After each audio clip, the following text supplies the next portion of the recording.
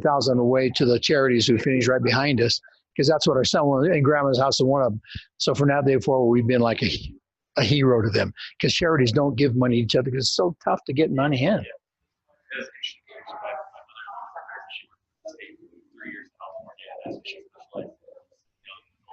Yeah. Yeah. It's a great cause. It should be nice to get everybody kind of up the front. It would be. Hey, folks, we've got 3 sessions or 4 sessions going on at one time. So you folks in the back, why don't you come on up and be able to get closer to Rick so he doesn't have to scream at you so much. Come on, you know you want to, Julie. I've also asked for the air conditioning to be turned Okay. Come on. Get cozy. Yeah, I don't bite, guys. Come on up here. We don't charge any more for these seats up front. It's not like an airline.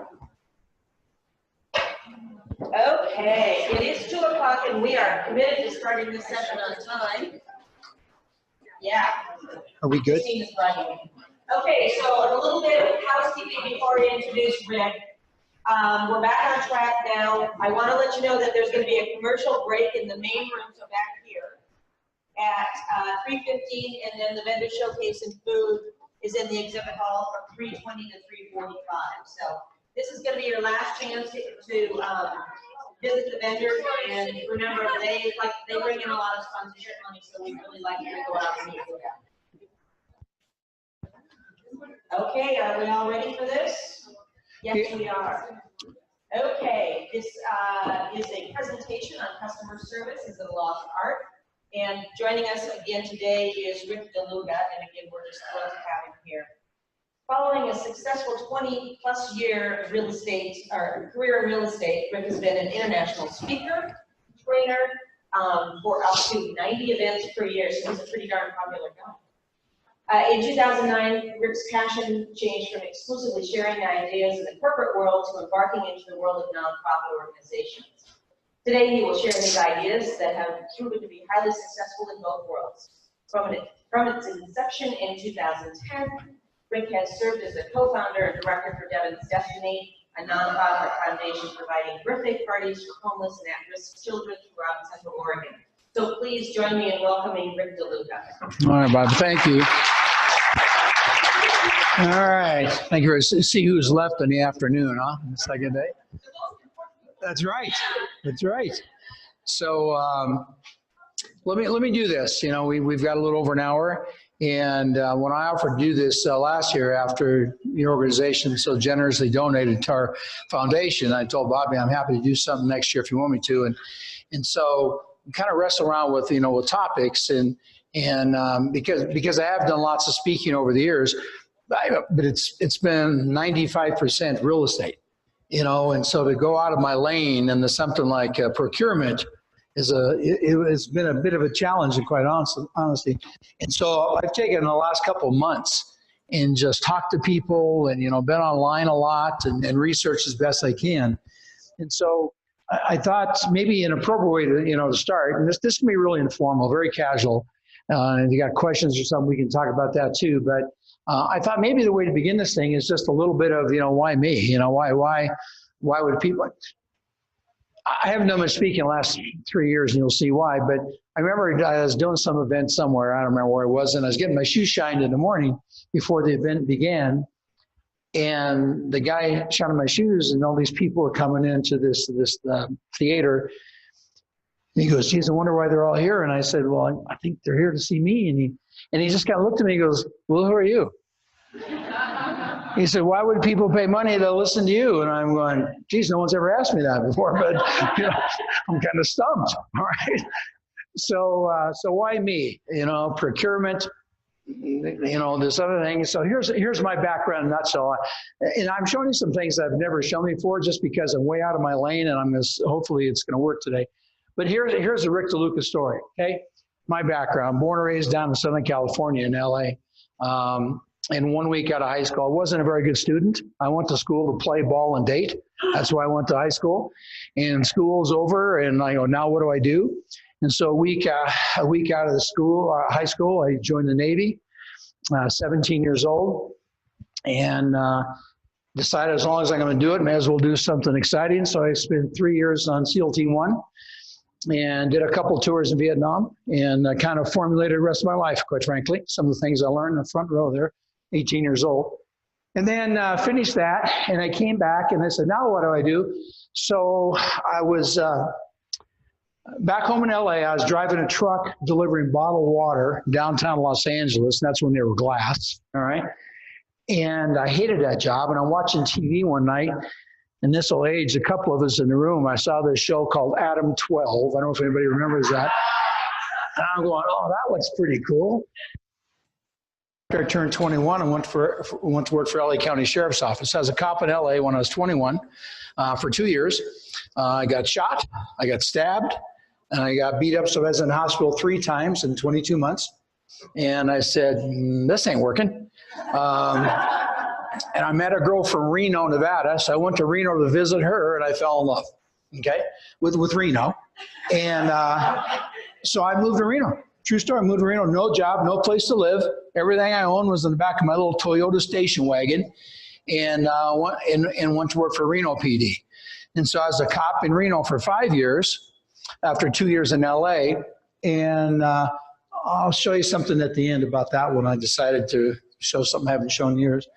And then after I did that, like a lot of young cops, I got burned out. I was working about 62 hours a week, made $19,000 a year as a detective, 28-year-old detective. And I decided that I bought a duplex with my best friend, Dwayne Eisenberg, and Bill Myers, who was the realtor. And Bill kept telling me throughout the entire transaction, God, you'd be great in real estate. You got to get into real estate. Now, years later, I found out Bill told everybody you'll be great in real estate, all right? So I didn't know. I jumped into real estate. So I went into the real estate business and did that for a long, long time. And that's really where my passion lied for a long time. But I'm going to see if I can kind of tie this all together given what we're here for this afternoon. Because like a 1-minute version of a 20-plus year career in real estate was that I hit the market at the right time in the late 70s. It was the hottest market we'd ever seen in our country's history. And as a young guy in Reno, I just rode that wave, and I thought I knew more than I did, Mr. Hotshot. And then the market crashed in October 1979, and interest rates started doing this. We got to 19%. We couldn't give away houses. And so when the market crashed, I crashed with it. And I lost everything, had to sell my house, I had to sell my Ferrari, and it was brutal, and I had to start all over again. I actually went back to Reno PD and asked if I could get my job back, and Chief Parker said, no, you've been gone too long. You got to start over again. And so I decided, well, I got to stay in real estate, so I got to get going again. And here, just one comment. Maybe the most important lesson I learned from that experience was that when you're in a really booming economy and things are going really well, that can create really poor work habits. Does that make any sense? You just don't have to do the things in a really good economy that you have to do when things are tougher. And I got caught with that. So I had to create a whole new work habits to try to make it in the business. And so I did that for a long time. And, as a young guy, kind of full of myself. And, I sold lots of houses. Okay. Sold about 200 homes a year. One of the top 10 agents in the United States. Very proud of that. Worked really hard to get to that level of production. And bought the company, bought Bill's company, and had 34 agents. And I built it up. We had 192 agents, and we had some success there. Them, not necessarily me, but the agents I had. And we led the nation in per agent production. And so our agents sold more houses per agent than any company in the United States. And with that, we had people coming to me and saying, hey, I want to buy you out. And I figured, let's do this and retire at a fairly early age. And so I sold the company. And that's when I moved to Bend. That's when I moved here. And had gotten married finally. I had 2 little boys, Devin and Brandon, and I did nothing for about a year, went stark raving mad. And people started calling and saying, hey, can you come out and share like how you did what you did? And so it started out as something to do, and then became like a real job. I was going all over the country in different parts of the world, doing some speaking, and so I became a trainer. I went around and talked to real estate people, and so my biggest audiences, I had 2 audiences that were over 5,000 people. and really had a ball being a trainer and travel, and lots of perks come with being a speaker. Family gets to go with you, and people treat you really nice. It was a great way to make a living. We could take time off for summers to be with the boys and that kind of stuff. But I after years of doing that, I decided that I've had such a limited background. You know, I mean, I was in the military, I was a cop, and I was a real estate guy. And now, you know, now I'm doing teaching and consulting, but I never had the opportunity to take some of the things I learned, specifically customer service, and apply them to another total different kind of industry. And so I decided, you know, not with John on a whim, but my wife and I, Robin and I, talked about it. And so right here in Bend, Oregon, you know, I decided to start a flower store. And I'd never been involved in retail. And so we started a flower store about an old gas station on the busiest intersection in Bend, Oregon, and started doing that. And I found it fascinating. I did that for about a year, just kind of, you know, okay, that's enough of this, all right. Employees don't show up, you know, and I got to make flower arrangements. Not a good combination, all right. And but what fascinated me, it gave me, and see if this makes sense, and it's one of the reasons I volunteered to do something like this. It gave me more confidence that the things I had used in my real estate career applied in other business as well. Customer service is customer service, almost no matter what industry you're in. And granted, you know, government employees and procurement clearly is unique. But as I've spent the last several weeks kind of getting ready for, you know, this little 75-minute presentation, I have found more of an overlap than many people would think. And so that's what I hope to, you know, to accomplish here today. And then I went back into real estate.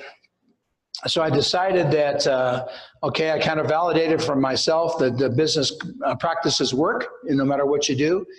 And so 5 years ago, I spoke to a company in New Zealand over 20 years ago called Harcourts.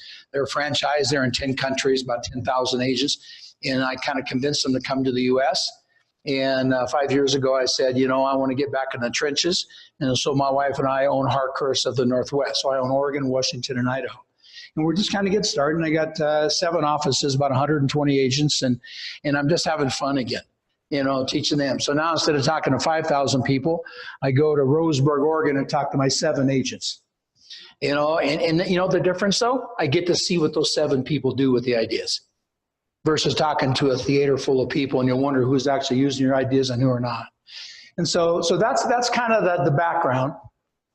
And I guess of all the things I've done, which is pretty limited, I've learned some things. And one of the things I've learned is that people are predictable. People are pretty predictable. And I think it applies no matter what we're doing for a living, in our personal lives or professional lives. And I'll take a little risk and see if I can demonstrate that. Okay, I'm going to give you I'm going to give you a little math problem. I'm going to give you 3 math equations. They're very simple. You don't need to get your phones out. All right, you can do them in your head. And the important thing is when I give you the equation and you answer it, don't say it out loud. Don't say it verbally. Keep them to yourself. Okay, so you'll see how simple they are. The first one is this: 7 times 3. Think of the answer. Okay, the next one: 14 divided by 2. Think of the answer. And then the third one is 21 divided by 3, and think of the answer.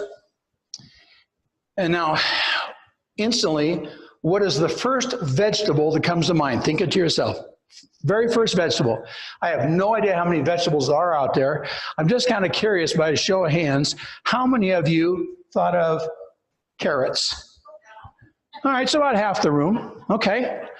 The rest of you, I have no idea what your problem is. And the only reason that about half of us raise our hand is because the core number of those 3 occasions is what? 7. And your brain, in a flash, sorted through all the vegetables you've learned in your lifetime and found one with 7 letters. It's the only link to that. So, and some of you think of another vegetable that has 7 letters, okay? So people are predictable. So with that as background, you know, let's talk about customer service. And I'm going to see if I can blend what I've done for years into what you do as well as I understand it, at least. And so what is customer service? Well, you know, the short version is making sure the customer's happy. The long version is to ensure the customer or client is satisfied with the product or service provided and with sales, delivery, installation, other components of the purchasing process. So in a nutshell, the real key words are keep them happy and then satisfied with the product or service. Yes or no? I mean, that's customer service in a nutshell. Let's not complicate this thing. It's just making people happy with the process. And so this is what customer service is not. You got some sound on this, Emily?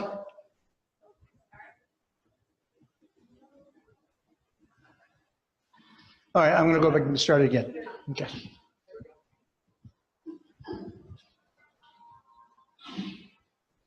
I'm sorry, we're only boarding rows 9 and 5 right now. You have to wait. I'm in row 8.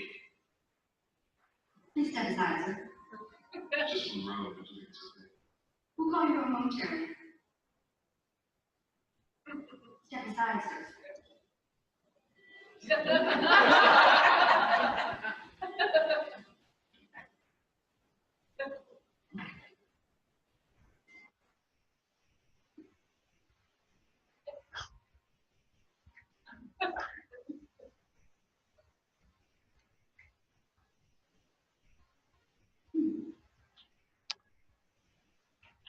Thank you for waiting. We'd like to continue with your test now. And I would offer to see all meetings.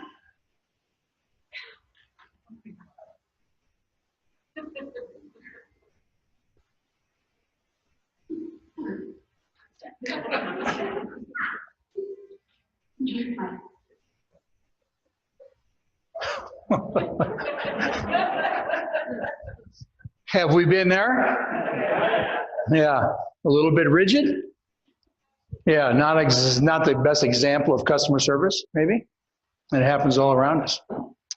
Well, when people have a bad experience or a good experience, they tend to tell people. A few years ago, here are the actual numbers. In 2012, in a survey, Americans tell 9 people about a good experience, 16 people about poor experience. Well, nowadays, because of social media, all right, today, Americans tell an average of 15 people about poor service and 11 people they'll tell about good service. So they're telling people about good or bad, and they're using all kinds of vehicles to convey that message. And might be worth noting, okay? So here's what I'd like you to do. I'd like you just to, in your own mind, to think of, as a matter of fact, you know what? I'm going to take 30 seconds. And I want you to share with somebody right around the table, just real quick. I want you to think of a great customer service you received recently and poor customer service you received. Just an example of one, good or poor, okay? Real quick, 30 seconds amongst yourself, real fast. Share an example.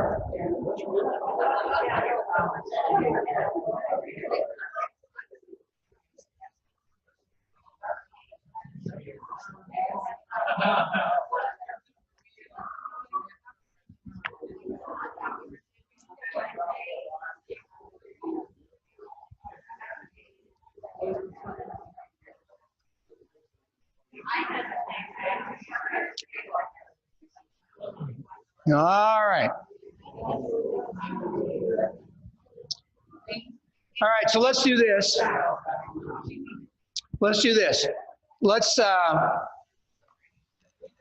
And there's a reason I'm doing this. Somebody, a couple, 2 or 3 people, just real briefly, share the poor experience. Whose side had a poor experience? Give me an example. Okay, go ahead. You shot your hand up in the air, so it must be a good one. Okay, what was it?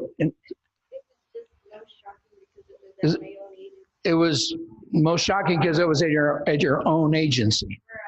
So we'll leave names out of it. And I worked there for over 30 years, and I went up to our front desk. You can't hear in the back. Would you mind telling them? Our front desk, and they looked at me like, "Who are you? What do you want?" So you went up to the front desk. You've been there 30 years. You went up to the front desk, and they looked at you like, "Who are you? And what do you want?" And I was just trying to help them to let them know I had. You're trying to help them. I had vendors coming in to drop off proposals. Okay, vendors coming in, drop off proposals, and you went up to help them, and they said, Yeah. A little knock to the confidence level there. All right. Another one. Give me another poor example. A poor example, customer service. But who, you pointing at somebody? Oh, you raised Bobby's hand? We went out and had dinner at a restaurant the other night, and we needed to split the check up, and the server just was so confused. She just said, "Here, you guys just tell me what you owe me." Nothing. Tell me what you owe me, she said. Figure it out. When we have those kinds of experiences, doesn't it cross our mind that can service get any lower? And then someone, my gosh, does that. How about on the flip side? Just a really good, you had a great experience. Okay, yep. She brought it up, and I'll talk about it because I go there all the time. The Dutch Bros. Dutch Bros? You know, for Dutch Bros, they're the happiest kids. Yes. I'm old. They are so happy that you're there, and they talk to you the whole time. When somebody's fixing your drink, you want to know how your day's going. You know, what are you going to do after you leave there? It's a constant, well, not constant, but it's an ongoing conversation. And they're not just doing it because you're there. They make you feel like they're doing it because they want to know. Yeah. And I don't know what their Dutch Brothers corporate office has that motivates these young people, but they are full. It's the culture they've created, huh? Yes. Yeah, yeah. They know it's Dutch Brothers. Like Give me- they're a big city. Should we share that? You sit there on unlimited coffee. So when they're not taking orders, they're just pinging off the walls inside that building. Yeah. One more example. Good service. I have to say, this resort, every single person has given fantastic customer service. So right here at Sun River, this resort. Everything from check-in to the people picking up our plates to, you know, the vacuuming staff. I mean, they've just been fantastic. Don't blow it. It doesn't make me feel good to say this. However, because I'm the optimist, right? But my observation overall, horses, our entire society over the years, the standards have dropped so low, it doesn't take much to get excited anymore. Is that all right if I say that? Just my experience so far at this resort has not been there. Say that again. I said my experience. Your experience hasn't been to that level. Has been to that level. Yeah. So does that make the point that the individual person you encounter is representative of the whole? Yeah. Yeah. Customer service. You see, my objective today is pretty simple in the limited time we have, just to kind of get us thinking a little bit, and I'll throw out some specific ideas and hope they might be of benefit to you. I think the session will have been worth your time coming if when we finish at 3:15, if you walked out of here making a commitment to yourself that you're going to do one thing new, one thing maybe modified a little bit from how you've done it, but just one thing, it would be a win. Yes or no? We're not revamping everything here, in 75 minutes, but maybe just one thing. So we're going to try to get the juices flowing a little bit. I'm probably going to, hopefully I'm going to say some things that some of you might say, yeah, I like that idea.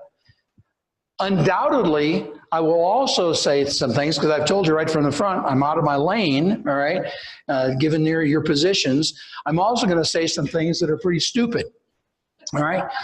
And so when that happens, you can just keep it to yourself, all right? Times have changed. Times have changed. There's an obvious statement. Let me demonstrate where I'm going with this. As the young cop. As a young cop, I worked in the administration my fourth year in Reno for the chief's office. And I didn't really like it, but it was kind of a way to get to be a detective and that sort of thing. And I didn't like it because it was all administrative, and it was paperwork, and it was writing policies and that kind of stuff. And it was also running interference a little bit for the chief. And people didn't agree with some of the policies and whatnot. And I remember distinctly when one of the much more experienced, because I've only been there 4 years, much more experienced officers came in and threw on my desk a purchase order, this PO, and he says, "Here." And I said, "What is this for?" And it was for some Target kind of a thing, and it was for $10,000, which was a lot of money a lot of years ago. And I went, "Well, do we need this?" And he said, "No, we don't need it, but I was told if we don't spend it, we won't get it on our budget next year." And I was pretty naive, and it just didn't seem to make a lot of sense. And I because I was junior to many of the 300 policemen on the Reno PD, I probably didn't do the wisest thing, and I questioned, "Well, why are you doing this if we don't need that particular thing?" And he became indignant that I had even asked him, "Why are we doing this?" And all of a sudden, instead of being the conduit to get him what he wanted, I became the barrier. Anybody relate to that? Yeah. Good. Yeah. Not a stupid one. Oh, good. All right, we'll put that in this column over here, right? And it was an eye opener, but it was also a bit, again, because I was young and naive, it was a bit disillusioning that this is the way it works.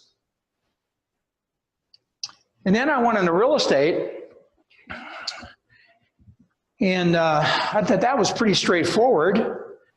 You show them a house, and they say, "We like this one," and then you write a contract, and you buy the house. And the contracts, and again, I'm dating myself quite a bit here, but the contracts I used for lots of years was one legal size with some copies behind it. And you filled in blanks, and you check boxes, and you circle things, and here we go. You buy a house. Well, Robin and I bought a house 2 weeks ago here because we live in a house. We're going to sell that one, and we need a place to live for a couple of years while we build the other house. This is a contract to buy a tract house, not some custom multi-million-dollar house. And I actually last night, out of curiosity myself, I counted them, and there's 57 pages. Compared to what you probably deal with, this is the first phase. All right, but things have changed. I'm not convinced that maybe all the changes have been for the better, but that's the way society has gone. That's the way we've gone. You see, the focus today, I think even more so on what you do, as well as I can understand it, versus what I do today. But the focus seems to be, more than anything, transparency. I take some responsibility for that change, because the reason things in my arena in real estate have changed is because there have been some not so good things happen in my industry, and people didn't end up being treated right. Sometimes cost money, legal issues, because all the T's weren't crossed and the I's weren't dotted because it wasn't necessary. And so we've kind of, when I say we've, I'm talking about my industry, we've kind of led this to our own demise. Are you with me on that? And so I think, and not knowing firsthand, but just kind of conjecture on my part, thinking what you folks do, some of you have probably been around a long time where you remember when someone came with a purchase order, you did it. Is that not true? But those days are gone, are they not? For the most part, they're gone. Once more, leading to this impression they have that you're a barrier rather than a conduit.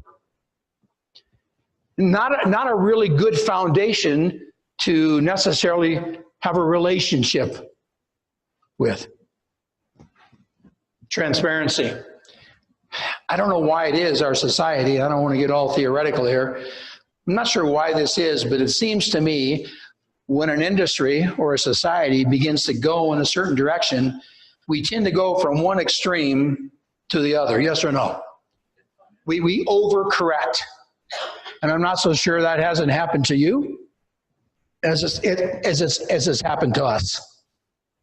We've gone overboard. The extreme. Here's the extreme of our society today.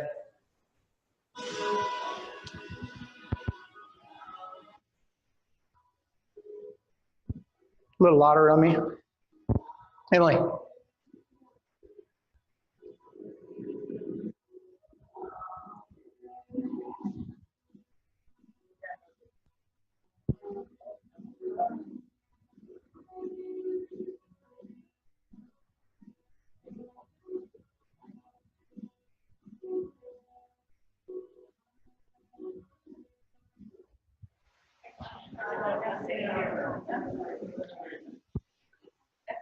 I don't think we did that.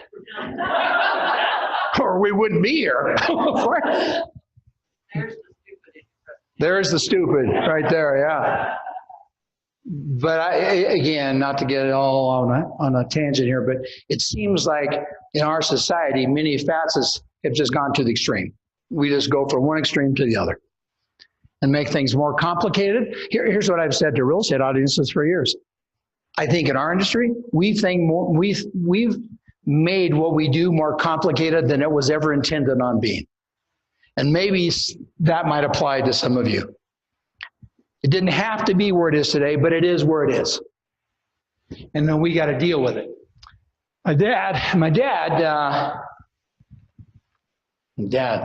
lost my dad about 10 years ago, 6 months before Devin. And my dad was the 8th grade education in Chicago, moved to LA when he was 13 with his mom and his sister and her brother. His mom didn't speak English, just Italian. He went to work when he was 13, started selling cars. And when he was 18, that's all he ever did the rest of his life, sell cars. But he did pretty good. He ended up owning 23 Chrysler and Toyota dealerships throughout California. And he was my role model. To watch customer service being exhibited by my father. And I'm sharing, today I'm going to share 2 lessons I learned from my dad. First lesson is this one, sales versus service. He had vision someday it would be DeLuca and Son and all these dealerships. And so between my junior and senior in high school, he said, I want you to learn the business from the ground up. And so I went to work for one of my dad's Chrysler dealerships in Gardena, California. My title was assistant to the lot boy.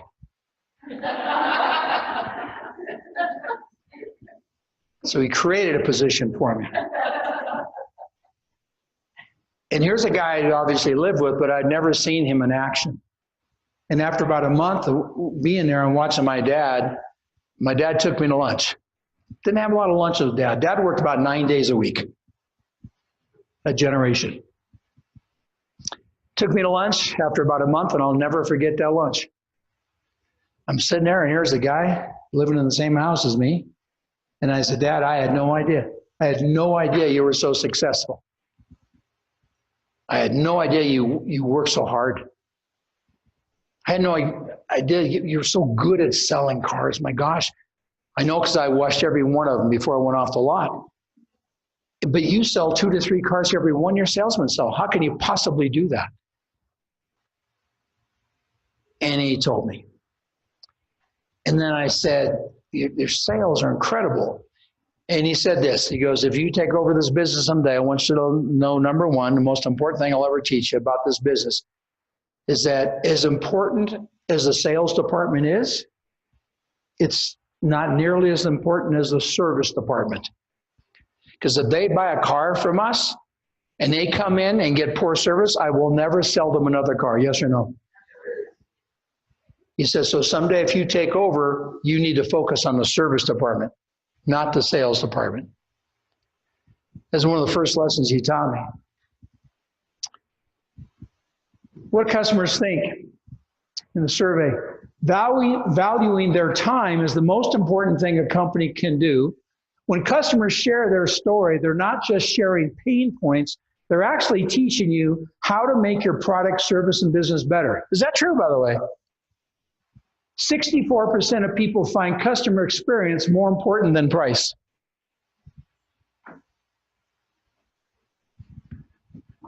I just did last month a training session in all my offices that I titled Millennials and Real Estate. And that is not an oxymoron, all right? And I spent a couple months researching, because obviously I am not a millennial, and there are some in the room, but there's also many baby boomers in the room. And not to go off on that tangent for a second, but to make a point and try to tie it together, you are seeing in your capacity more and more and more millennials you're dealing with, yes or no? You see the baby boomer in this room, there's 73 million of us. And we led from the time we were born, all right, in the mid 40s to mid 50s, we led every socioeconomic trend in this nation. Whether it was hula hoops, soft drinks, cars, we led our society. There are 95 million millennials. They're doing everything in life later. They're getting married later. They're having children later. They're buying homes later. And one of the things that some people don't want to really accept is that the millennials, they will now, for the next 40 years, drive this economy. They will be the ones that we deal with. And they have some traits that are unique to them versus maybe those of us in the room who are the previous generation, the Gen Xers and the baby boomers. And I'm going to show you a couple things in that area, but one of the things that, one of the prime differences is that they don't want to just take our word for it. They want to be shown how. They want to be guided through the process, not just go from here to there. It's one of their strongest traits. And when it says 2/3 of the people find customer experience more important than price, they're living proof of that. They're going for the ease of purchase. You know, that's why many of us in this room don't even know about Venmo when you want to transfer money to a friend or a family member. Many of us never even heard of Ali Bank, one of the fastest growing banks in the world that you can't drive up to because it doesn't exist in bricks and mortar. It's purely online, but it's growing because millennials are driving the success because of convenience. And so they're looking for convenience. And now let's shift to what you do. When you have a millennial who is highly geared towards convenience and they run into what some people see as a barrier, you're talking about a conflict. And so we would be well served if we kind of accepted where that generation is coming from and conduct our business in a way that suits them versus the way we've always done it. Is that all right if I say that? Just because we've always done it this way doesn't mean that's the best way. Ask your customers to be part of the solution and don't view them as part of the problem. Maybe one of the advantages I had owning a real estate company in a fairly inexperienced time, 5 years in the business and being kind of young, is I never thought I knew a lot. And so I was looking for answers in all kinds of ways. And one of the most valuable ways I ever did was to simply get some past customers and buy them breakfast and sit down and talk to them, or at least on the phone. And I asked my agent's permission as the owner of the company. I'd like to call 5 sellers and buyers per week and simply tell them I'm the owner of Myers Realty and I'd like to know what kind of a job my agent did for you. And when I first proposed that to my agents, they were scared to death and they said, no, we don't want you doing that for obvious reasons. And I kept bringing it up for 6 months and they finally said, well, let's go ahead and try it. And so I tried it for the last 6 years I own that company. And it was an eye-opener for me to talk to the people that we have done a service for, and most of them had great things to say. But occasionally I heard something that made it pretty clear that we need to kind of modify how we've been doing things. Are you with me on that?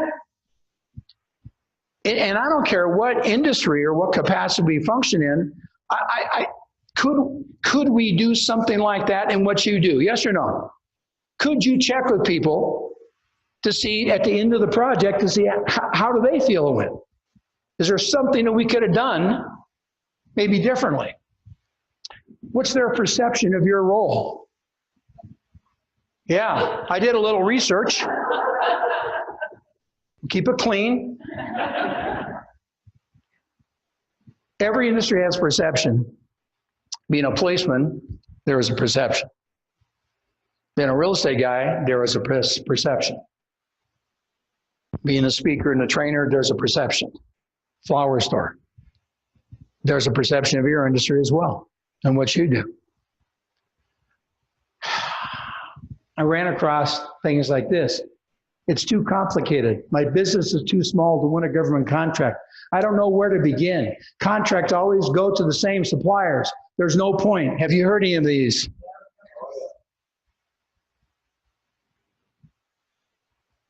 I'm the outsider. I mean, I even can't easily on one hand, probably some figures left over, the amount of times in my lifetime I've entered into a contract with a government agency. I think you have two customers. I think you've got the internal. Those are your peers. Those are the people in other departments who don't know who you are after 30 years. And you're not the only one in here, if I can say that. Is that true? One of the things, you know, I knew as I was going to start rolling out ideas, things are going to be zipping between my ears. I don't know how much this applies, and you have to kind of tell me whether you think it does at all. But one of the traps I fell into when I became the owner of the company is I went from 34 agents to 192 agents, is I found myself trapped in my office and so overwhelmed with the paperwork and responsibilities that I didn't get out amongst the troops as much as I had at an earlier juncture. Can anybody relate to that? And what I discovered was that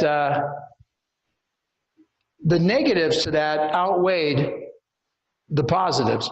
Even though it was difficult for me to justify, I was already overwhelmed to find time to get out there. And then, you know, I'm because I never went to college, did the Vietnam thing instead. Later in life, I became an avid reader because I realized what I had missed as far as education. And of all the books I've read in my career, one written in the mid-'80s had the most impact on me. And I don't know if it makes any difference what industry you're in, but it's a book called A Passion for Excellence by Tom Peters and Nancy Austin. In A Passion for Excellence, the prequel, the first book by Tom Peters was In Search of Excellence, which was the all-time best-selling management book ever written at that time. I read a third of it, put it down, I couldn't stand it because it was about the most successful companies in the United States. And I couldn't relate to it. And then when he came out with Nancy Austin, co-authored A Passion for Excellence, I read an excerpt on an airline, bought it the next day when I got home, and I read it in 3 days because it was about the people behind the companies and why they were so successful. One of the things in there, and I got all these little ideas floating around right now, I'm going to give you 2 or 3, just kind of food for thought kind of a thing. But on the topic one right now, Tom Peters is the one who coined the phrase MBWA. It's what he called management by wandering around. And so I decided that I had become a prisoner in my own office, but I was already overwhelmed, and the idea of getting out there, being distracted, wasn't really, real positive to me. But I realized I had to do it, and so I said, I'm going to spend 20 minutes a day, 20 minutes a day, and I'm going to MBWA. And I wandered around and talked to the other people in different departments in my company to form a what? A relationship. So I wasn't seen as a position, hopefully, exclusively. I was seen as a person that they could talk to. One of my favorite things in the book was the CEO of an airline And in a hangar, he had a meeting of thousands of employees, from the flight attendants to the baggage handlers to the pilots, the gate agents, everybody. And he said this to them. He said, coffee stains on our flip down trays in our airplanes means to our passenger we do our engine maintenance wrong. You understand that? I had just 7 months before moved into a 10,000 square foot building that I bought. That's when I met my wife, Robin. She was an interior designer by trade, and we were dating, and I said, I'm going to have you, this was 1984, keep that in mind, 35 years ago. I'm going to have you do the interior decoration of my new office building, and I'm going to give you a budget of $80,000 to do that. She spent $240,000. Didn't break out in the sweat, just thinking about that all over again. And so my 7 month old $250,000 interior furnished office building was like the bright light in Reno, Nevada for real estate.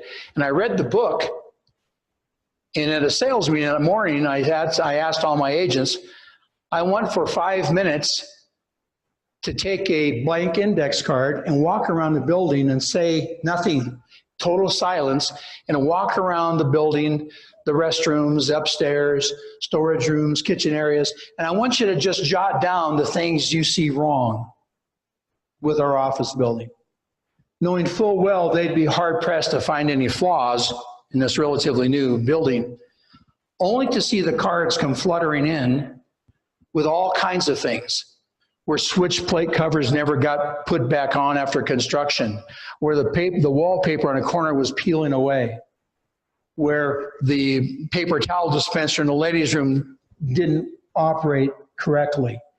And a light bulb, we had a huge chandelier and a 40-foot ceiling, and a couple bulbs were out. You see, I do think no matter what we do for a living, when our customers come into us and they see those little kinds of flaws, I think the message it conveys is not a positive one. Yes or no? Not huge impact, but I think it's an element. I think it's just one little ingredient. And so I decided we need to do a better job of that. And so every 6 months we had what I called my office inspection tour. In a whole mass of people, we walked through our workspace and we just made a list of things that we saw, and then we corrected it. See the problem? For most people in workforce, they come in and out of their workplace so often, they no longer see the flaws. So we have internal customers, the people you've known for a long time, perhaps, the people you rub elbows with, the people that are frustrated because things have changed. Because we never had to do this. And then you got the external customers, the vendors, the customers, the people that, that are looking into the process. Some have been to it many, many times. Some of them have gone into it for the first time. And so I think there's two different customers, and you know better than I. Is that a fair statement, by the way? And to some degree, they almost have to be treated differently. And in some ways, they got to be treated the same. What do they want? Guidance, advice, direction, suggestions? Some people clearly take to guidance more than other people. Some people don't like advice. Some people don't like being given directions because that's not how we did it. But I think there's a growing number, and that's where I fall back 20 minutes ago on that millennial generation. This is what they're looking for. And maybe we'll get into a little bit more, some specificity. There's some things maybe we can do in our role to kind of fill that just a little better than we are. What else can we do? We can be proactive. Again, I told you right up front, all I know is what I've done. And I'll pretend to be anywhere close to an expert for what you guys do. But I think there are parallels from what I've learned. One of the things that happens to us when we do something for a long time is that, how do I say this? We just kind of do it this way because it's been done that way. I'm comfortable doing it this way. And it's just like machine-like. I just do it. It's what I do, right? And I think when and I don't want to lay it off on just doing something for a long time, but I think that's an integral part of it. I think what happens to us is that it takes away from us being proactive. Does that make any sense? Being a little proactive versus just reactive and do what we do. And I've discovered in the business world, from my side of the fence, that if you're proactive, it really helps the process. It helps the client, the customer.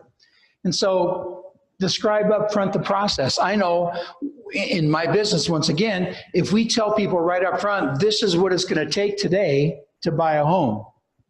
And we have inspections and we have all these things that we didn't have years ago.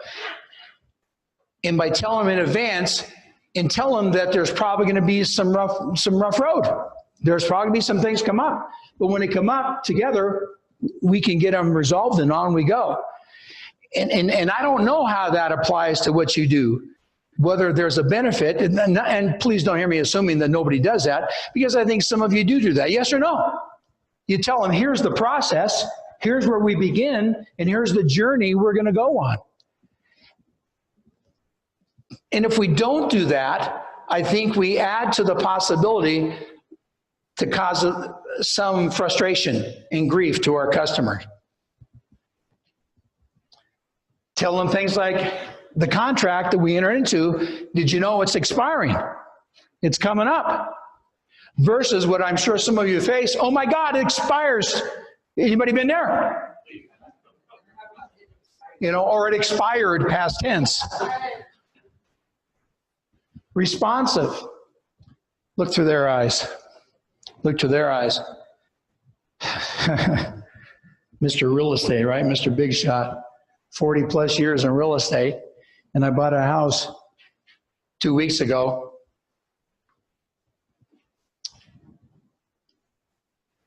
And you know what I decided?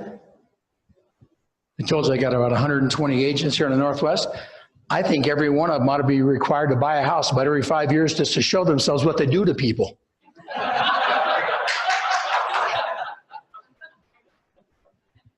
Maybe some of us should be required to enter into a contract with the government. We laugh, but is there merit to that? We kind of lose a little bit of that feel for what it's like. That's just human nature. The process is intimidating. I only say that from someone who's never really gone through it. Did a little bit of research. So I went to this site. And I said, okay, let me kind of explore here. And I'm looking around on the site and what should I do? Oh, bid opportunities. Right up here, bid opportunity. I'll push on that. That might be something a customer does. Okay, now under bid opportunities, I got some other things here, but how about the bidding process? Let me take a look at that. So I went there.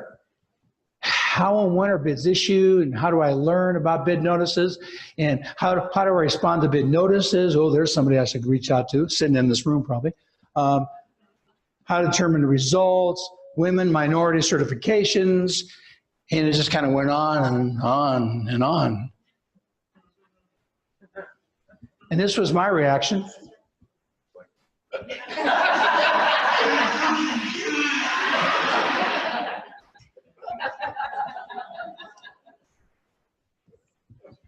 And then I went to your site. It's a good looking site. No, there's no fault here. I'm going to use it as a demonstration to make a point. It says, we bring people, products, and places together.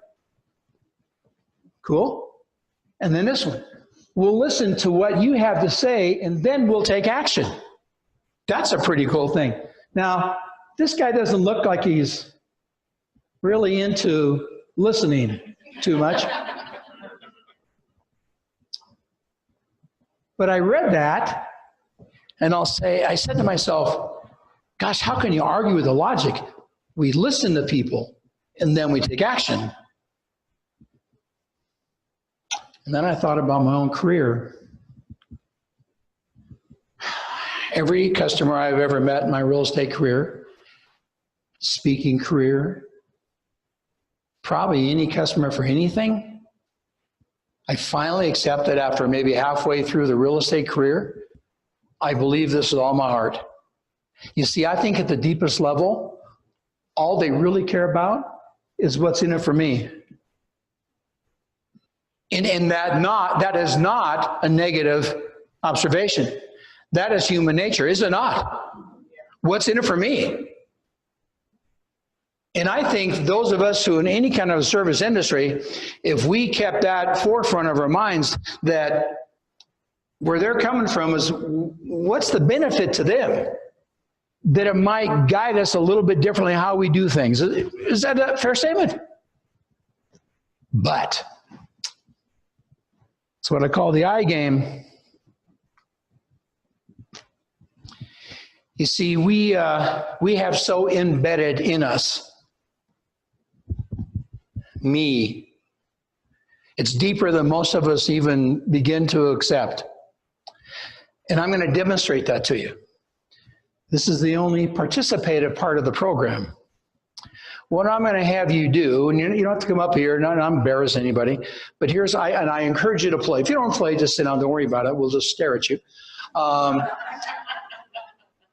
I'm going to ask everybody to stand up. Go ahead, stand up. If you would, stand up, all right? And I'm going to have you enter in a conversation with just one other person. So you'll have to kind of pair off somehow when I tell you to begin. And you're going to talk for 60 seconds. 60 seconds. And during that 60 seconds, the only words you're not allowed to say, I, me, mine, ours, we, us. When, not if, but when some of you say one of those words, you sit down, and the person who's been abandoned look around for someone else who's been abandoned, and you strike up a conversation for 60 seconds. Let's see how many people are still standing. Time begins now. Pair off and get a conversation going.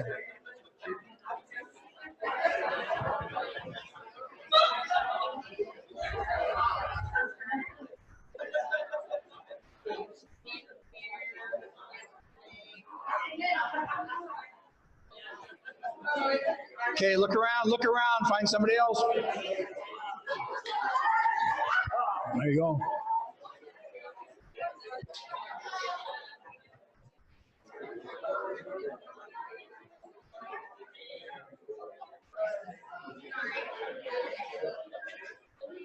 Okay, look around, find somebody else.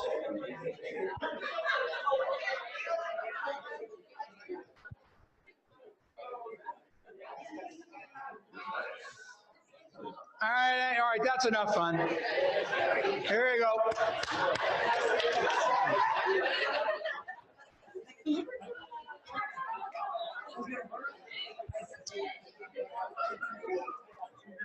So, out of kindness, I stopped it at 45 seconds.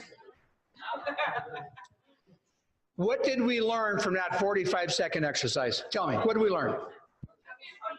Say it again. You were speechless. Did you find yourself, for the first time in a long time, consciously thinking of every word before it went out of your mouth? That's a scary thought in itself. Those words are so embedded in us, we don't even realize we're saying them. Is that a fair observation? So, in order to be effective in customer service, we have to flip it. When I met my wife 35 years ago, when I met Robin, and she was in a seminar that I taught in Reno, and I said, hey, we can get a coffee, maybe next week. And she was at Lake Tahoe.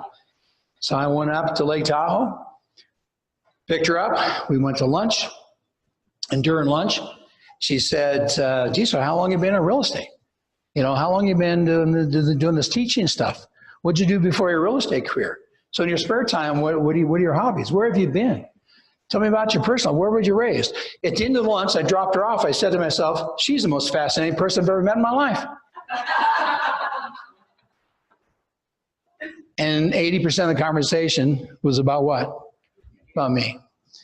And when I finally accepted that and customer service, that became a mantra for me to get them talking about themselves. Because no matter what we do for a living, occasionally we screw up. Yes or no? Occasionally we screw up. And what I've discovered when I screw up, if I've taken that tact, it's not as severe when we get to the hiccup. Are you with me on that one? Because I'm a person. Improve customer service. Is there anything I could have done to have made your experience better? And I learned that from one of my role models on every sale ever made. Again, man, is a blanket statement. I don't think it makes a difference what we do for a living. If we deal with customers and clients, I think that's something that could be beneficial. Yes or no? And you know what else I discovered? Surveys don't elicit the response I'm really looking for. It's that face-to-face. It's a voice-to-voice at least. Dad's lesson number 2. When I said to Dad, I can't believe how many cars you sell. You're like a machine. I said, how do you possibly sell so many cars? And he looked at me like I was the dumbest kid on the block. He said, I only show them cars they like. I said, yeah, but Dad, how do you know which cars they like? He said, I what? Ask them and I listen. I went, oh, that's brilliant.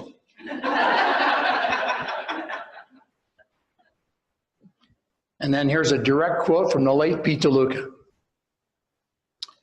It's a training session all in one sentence. Here's what he said to me. He said, Rick, don't ever try to be the answer to people's prayers until you know what they're praying for. I think that applies in all industries, yes or no? Yes. Just because someone walks into your department, whether it be internal or external, and you've been there 100 times or 1,000 times, it may be worthwhile to kind of find out what they're looking for before we launch into the answer. Because I know, because when we do something for a long time, our answers almost become a bit robotic. So, what are the 3 or 4 most important things I can do to help you? That question made me millions of dollars, and please don't hear me, oh, Mr. Big Shot. It made me a lot of money in real estate, because that was the first question I learned to ask when I began to develop a relationship with a seller and a buyer. I found that by having a number, 3 or 4, it causes people to prioritize. You follow that? Not just, oh, a response. They have to sort through and say, these are the 3 or 4 most important things I'm looking for. You get a total different response than if you say, so what's really important to you? You with me? What are the 3 things most important to you?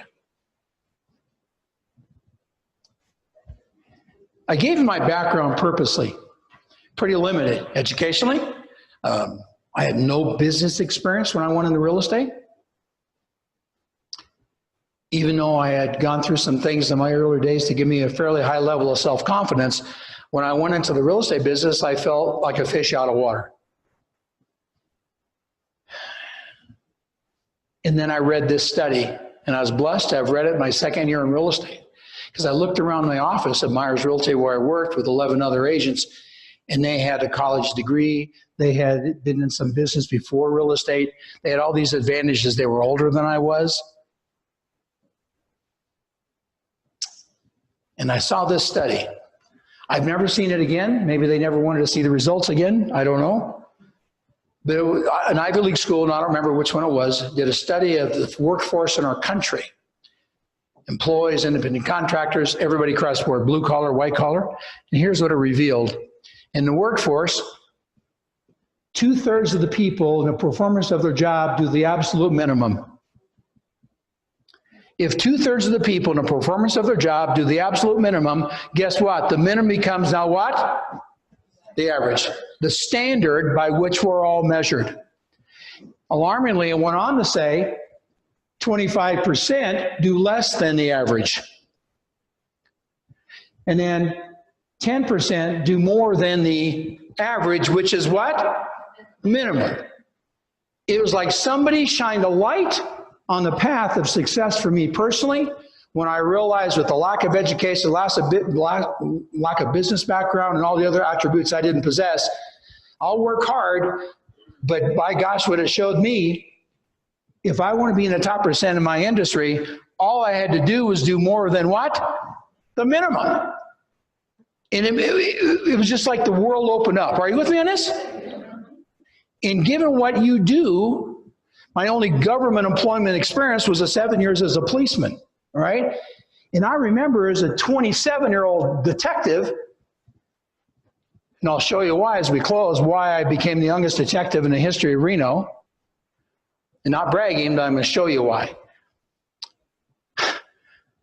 About 2 months into my detective career, Carl Goins, who'd been a detective for 28 years, said, I need to talk to you. And he pulled me over aside in the corner.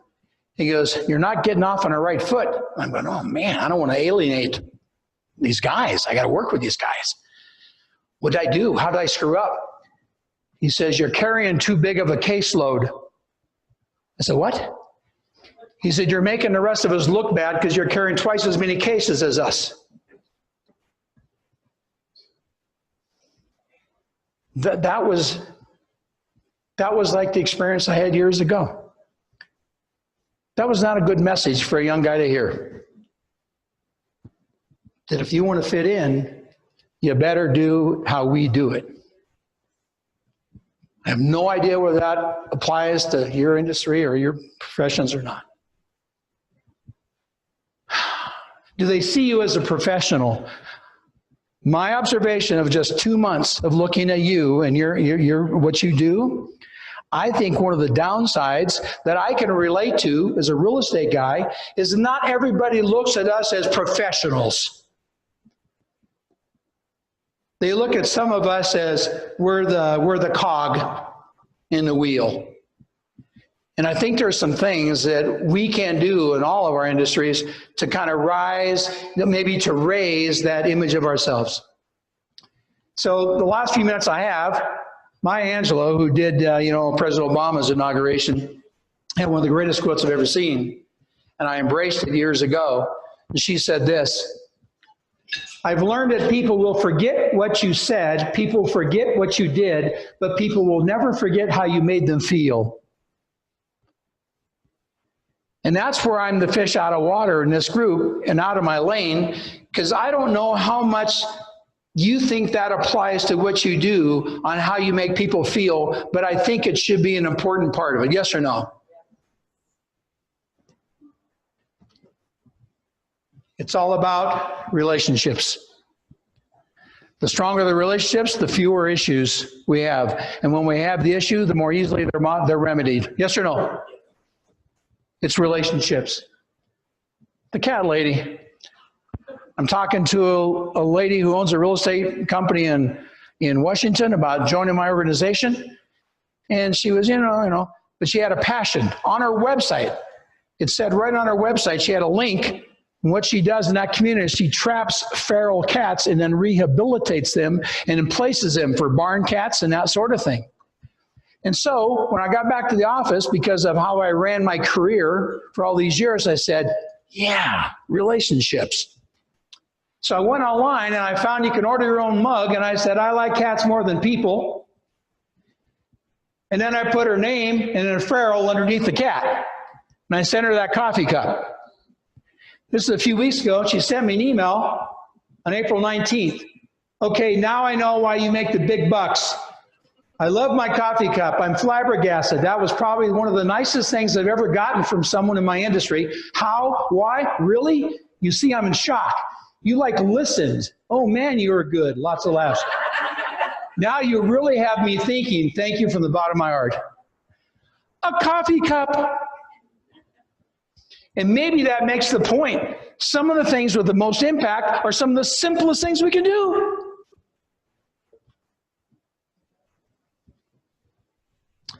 So in closing, here's some random ideas. You decide whether they fit or not. It may be for one of your fellow employees. It may be for, the external customer, or maybe for no one. I don't know. This might be get into the stupid territory. Things that help make me one of the top 10 agents in this country. You see, when I did a transaction, I follow what my father taught me. I called them one day after the closing. I called them 1 month after the closing, 6 months after the closing, 1 year of the closing, and then every year on the anniversary for the rest of my career. Something to say, hey, how's it going? Have you run into any issues? Anything I can help you with? Anybody else you know I can help? You know what I like about this idea? It was the number 2 thing I did in my career. The cost is what? 0. Special days. When I owned a flower store, I did the same kind of stuff. It was my experiment to do these ideas work in the other world out of real estate. And so I called people on their birthdays. I sent the wedding anniversary thing. If I had an email address at the flower store, I'd email the husband 3 days before their anniversary and say, hey, guess what's coming up? On Secretary's Day, I faxed, hey, it's Secretary's Week to every office, every business in Bend. And who got the fax? Secretary. Laid it on an office desk. Babies is one of my things I felt strongest about. When anybody in my database or any customer, if I heard they had a child, then I sent them a baby blanket with the baby's name embroidered on it. These are all just personal things, simple things. They don't cost much, but they make that link so much stronger. And they help me when things go south. Handwritten notes. I'm old school. I believe a handwritten note is a lost art. It's been replaced by texting and emails. And I do that as well. But handwritten notes, I'm just going to give you this example. We talked about our foundation. This is my son, so proud of what he did during his life. We do these birthday parties, and we get notes. Thank you, Beth and me, Roanna, from a 5-year-old. Dear Devin, thank you for the wonderful party. I love my Lego set. I had so much fun at my party. Friend Chris. And these 2 kids from Virginia. Dear Mr. DeLuca, I had a garage sale yesterday. I raised $263.52. I hope it helps you help children. My bake sale starts in October. I hope you had a good summer. Love, Joe. P.S. I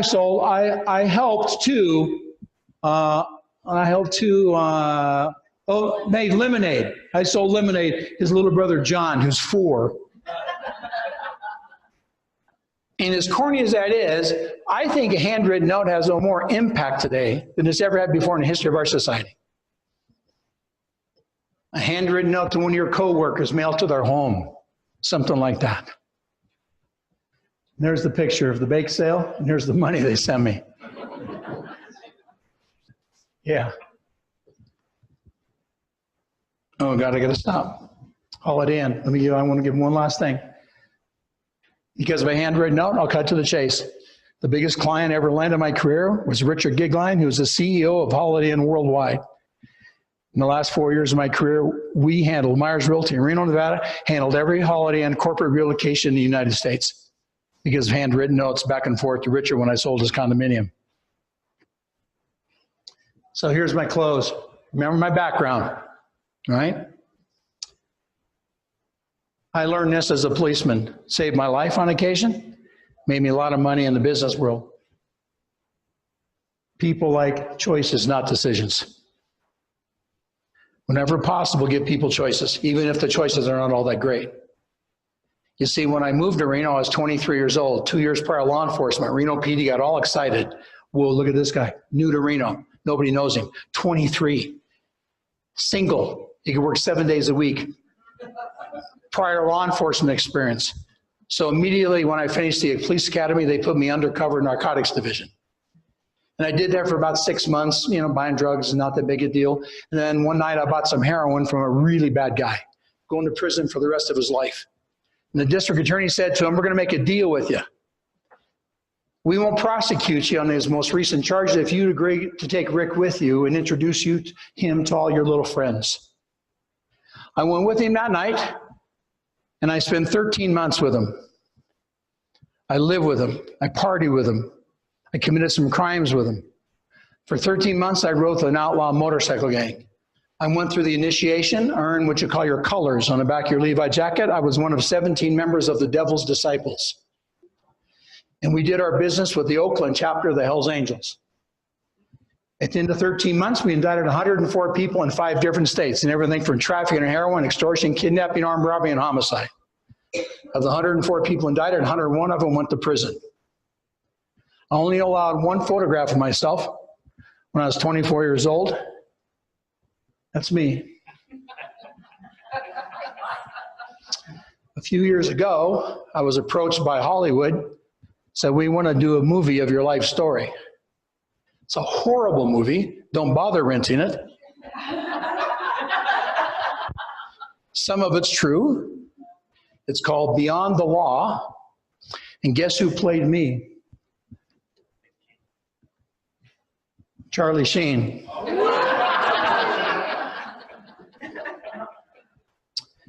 I threw this in because I haven't talked about it in years. Does it make sense to you, by the way, why selling real estate was not really that big a deal after this? But you know, more than anything, what it showed me? We can learn things from anything we go through. Whether it's this, whether it's losing a son, whether it's staying in front of a group that's way out of my lane. My objective was hoping that maybe every person might get one idea, or maybe just stretch your thinking a little bit to think of something, dust it off, do what you used to do. That's my objective. Have we accomplished that? That's what I want to thank you very much for inviting me here. Thank you very much for your generosity.